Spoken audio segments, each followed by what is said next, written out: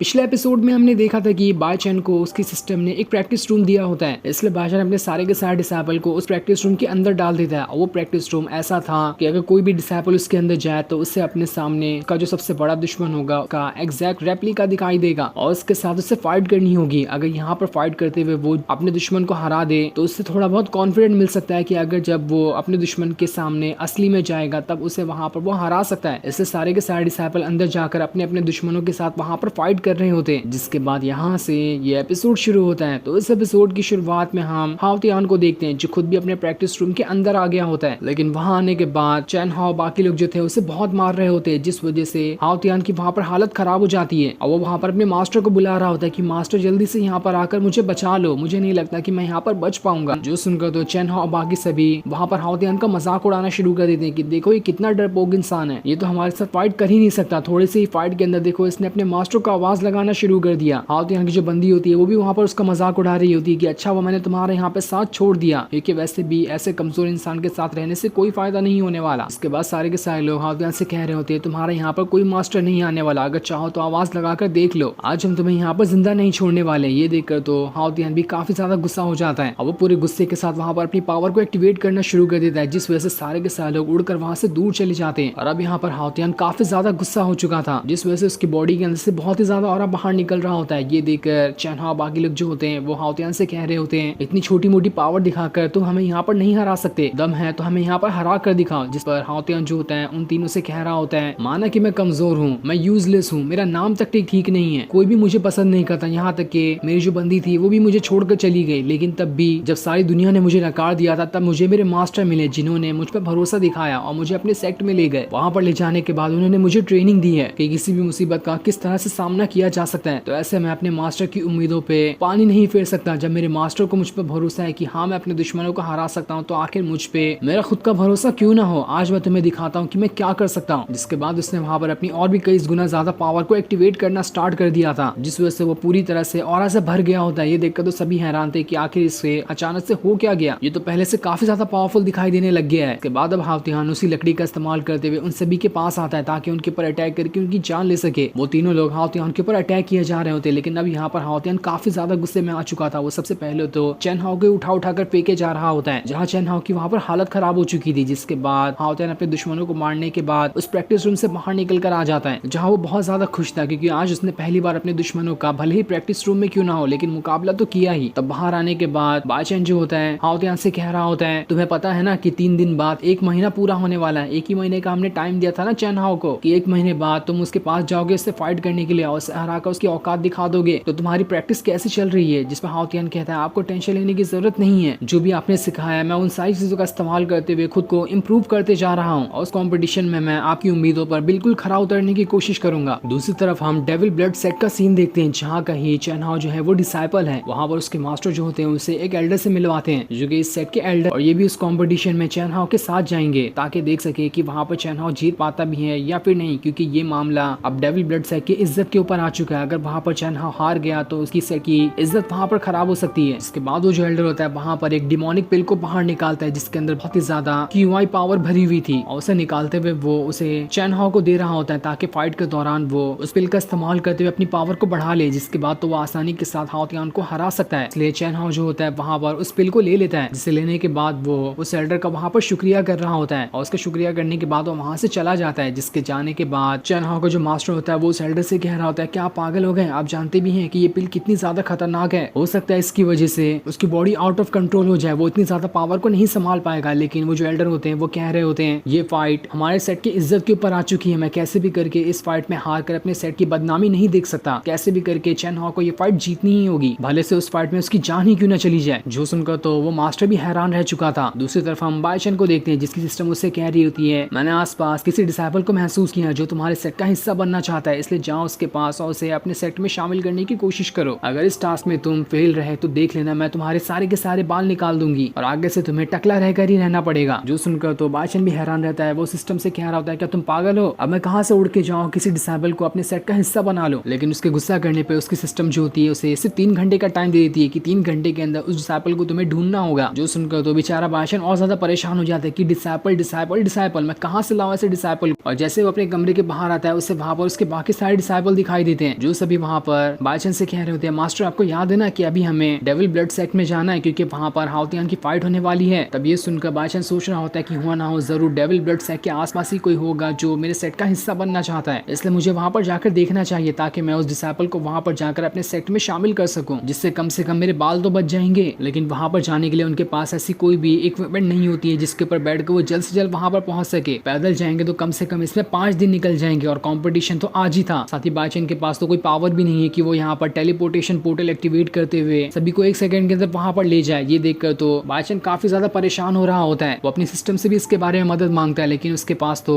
ऐसे कोई खास पॉइंट बचे ही नहीं जिसका इस्तेमाल करते हुए वो अपने सिस्टम से टेलीपोर्टेशन पोर्टल को मांग सके। लेकिन तब वहाँ पर वो जो प्रिंस होता है बायचन की तारीफें करना शुरू कर देता है कि हमें अपने मास्टर के ऊपर पूरा भरोसा है, वो कैसे भी करके हमें यहाँ से ले जाएंगे। उनकी जितना अच्छा मास्टर तो दुनिया में कोई नहीं होगा। वो हमेशा कमजोरों की मदद करते हैं और उन्हें अपने सेट में शामिल करके उन्हें पावरफुल बना देते हैं। उनके जैसा मास्टर कोई नहीं होगा। ये सुनकर तो बायचन की सिस्टम भी खुश हो जाती है और इसी खुशी के बदले वो बायचन से कह रही होती है मैं तुम्हें टेलीपोर्टेशन पोर्टल दे देती हूँ जिसका इस्तेमाल करके तुम जल्द से जल्द डेविल ब्लड सेक्ट के अंदर जा सकते हो। ये देखकर तो बायचन भी एकदम ज्यादा खुश हो जाता है, जिसके बाद उसने वहां पर अपनी सिस्टम की पावर का इस्तेमाल करते हुए टेलीपोर्टेशन पोर्टल को एक्टिवेट कर लिया था और उसकी मदद से 1 सेकंड के अंदर ही वो सारे के सारे लोग डेविल ब्लड सेक्ट के अंदर पहुंच जाते हैं। ये देखकर तो वहाँ के एल्डर मास्टर भी हैरान थे कि आखिर ये किस तरह का पोर्टल है। ऐसा पोर्टल तो जल्दी किसी के पास होता नहीं है, लेकिन आखिर इस बायचन के पास ये पोर्टल कैसे आया। इसलिए वो जो एल्डर होता है वहां पर अपनी पावर का इस्तेमाल करते हुए बायचन की पावर को देखने लगता है कि आखिर इसके पास कितनी पावर है जो इसने यहाँ पर टेलीपोर्टेशन पोर्टल बना दिया। लेकिन उसे पता चलता है कि वहाँ पर तो उसे उसकी पावर दिखाई ही नहीं दे रही है। ये देखकर वो हैरान रहता है कि आखिर मैं यहाँ पर बायचन की पावर को क्यों नहीं देख पा रहा, जबकि वो असल में इसलिए नहीं देख पा रहा होता है क्योंकि बायचन के पास तो कोई पावर है ही नहीं, बेचारा एकदम नल्ला आदमी है। जिसके बाद बैटल एरिना के अंदर हाउतियान आ जाता है जो यहाँ पर चैन हाउस से फाइट करने के लिए आया था। वो वहाँ पर अपनी पावर को एक्टिवेट करके सभी को दिखाता है। ये देखकर तो सभी हैरान थे कि जब यहाँ पर 1 महीने पहले हाउतियान गया था तो उसके पास तो कोई भी पावर नहीं थी, लेकिन अब देखो ये कितना ज्यादा पावरफुल हो चुका है। इसने QI रिफाइनिंग के 17 लेवल को रीच कर लिया है, तो सच में कमाल की बात है। 1 महीने में इतना प्रोग्रेस करना जरूर इसके पीछे इसके मास्टर का ही हाथ होगा, वरना तो कोई भी ऐसे इतनी ज्यादा प्रोग्रेस नहीं कर पाता। ये देखकर तो चैन हाउ भी हैरान था, लेकिन तब भी उसे वहाँ पर कॉन्फिडेंस होता है कि मैं यहाँ पर तो